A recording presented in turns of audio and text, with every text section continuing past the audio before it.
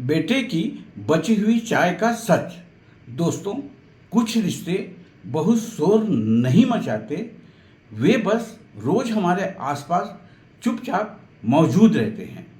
माँ भी कुछ ऐसी ही होती है। वह प्यार के बड़े बड़े शब्द नहीं बोलती, कभी गर्म रोटी बनाकर, कभी दरवाजे पर इंतजार करके और कभी आपकी बची हुई चाय पीकर प्यार का एहसास कराती है। लेकिन अफसोस, हमें इन छोटी छोटी बातों की कीमत अक्सर तब समझ आती है जब बहुत देर हो चुकी होती है। नमस्कार, आप देख रहे हैं शोरगुल टाइम की कहानी श्रृंखला और मैं हूं अजय साहू। आज की कहानी ऐसी ही एक माँ और एक बेटे की है। अमित एक निजी कंपनी में नौकरी करता था। सुबह जल्दी निकलना और देर रात से लौटना उसकी दिनचर्या बन चुकी थी।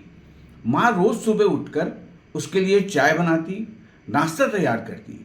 अमित अखबार और मोबाइल में उलझा चाय पीता और आधा कप चाय अक्सर छोड़ देता। एक दिन माँ ने उसकी बची हुई चाय उठाई और चुपचाप पीने लगी, लेकिन अमित की नज़र उस पर पड़ गई। उसने हंसते हुए कहा, माँ, मेरी जूठी चाय क्यों पीती हो?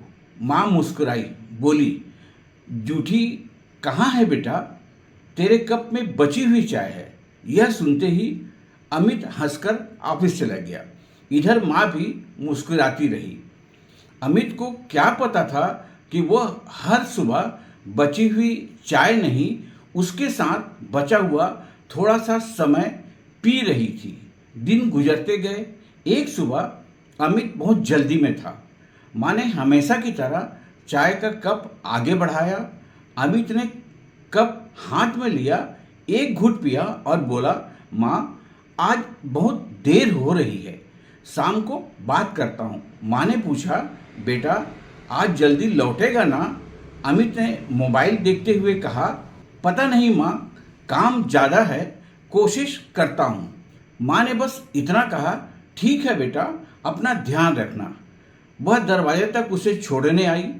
अमित चला गया, लेकिन उस दिन माँ दरवाजे से काफ़ी देर तक उसे देखती रही।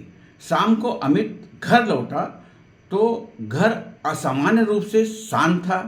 उसने आवाज़ लगाई, माँ, माँ। कोई जवाब नहीं आया। कमरे में जाकर देखा तो माँ बिस्तर पर पड़ी थी, सांस बहुत धीमी थी। अमित घबरा गया। उसने माँ को आनन फानन में अस्पताल पहुंचाया। डॉक्टर ने बताया कि माँ को काफ़ी समय से कमजोरी थी और अब हालत बहुत नाजुक है। अमित के आंखों में आंसू निकल पड़े। उसने माँ का हाथ पकड़कर कहा, आपने मुझे क्यों नहीं बताया माँ?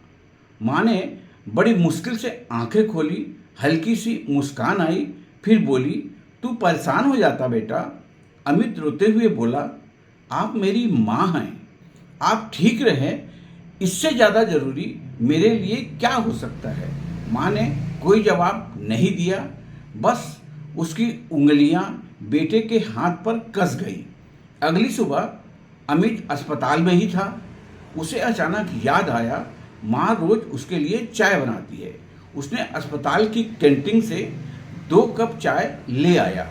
एक कप अपने पास रखा और दूसरा कप माँ के पास। फिर धीरे से बोला, माँ, आज चाय मैं लाया हूँ। माँ ने आंखें नहीं खोली। अमित ने उसका हाथ हिलाया, माँ, उठो ना, चाय पीते हैं। कोई जवाब नहीं। उसने कप उठाया और माँ के ओठों के पास ले गया, लेकिन माँ अब चाय पीने की स्थिति में नहीं थी। कुछ देर बाद डॉक्टर आया। उनकी चेहरे की खामोशी बहुत कुछ कह रही थी। अमित समझ गया। उसने माँ का हाथ पकड़ा। उसकी आंखों में आंसू बह निकले। फिर उसकी नज़र चाय के कप पर गई। उसे माँ की बात याद आई, जूठी कहाँ है बेटा, तेरे कप में बची हुई चाय है। उस दिन पहली बार अमित को समझ आया कि माँ उसकी बची हुई चाय क्यों पीती थी। वह उसके साथ बिताए हुए उन 2 मिनटों को संभाल कर रखती थी, जिसे अमित हमेशा जल्दी में छोड़ देता था। दोस्तों, माँ बाप को कभी भी बड़ी बड़ी चीज़ों की ज़रूरत नहीं होती। उन्हें सिर्फ इतना चाहिए होता है कि हम उनके पास बैठें, 2 मिनट बातें करें, उनकी आंखों में देखें और पूछ लें, माँ आप ठीक तो हो ना?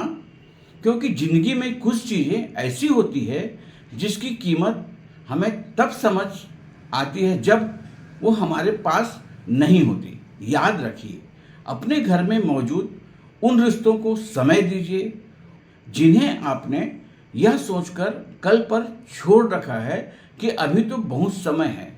आज के लिए बस इतना ही। कल फिर मुलाकात होगी एक नई और दिल को छू लेने वाली कहानी के साथ। यह कहानी आपको पसंद आई हो तो इस वीडियो को लाइक और कमेंट्स करते हुए हमारे चैनल को सब्सक्राइब जरूर करें। नमस्कार, धन्यवाद, हर हर महादेव।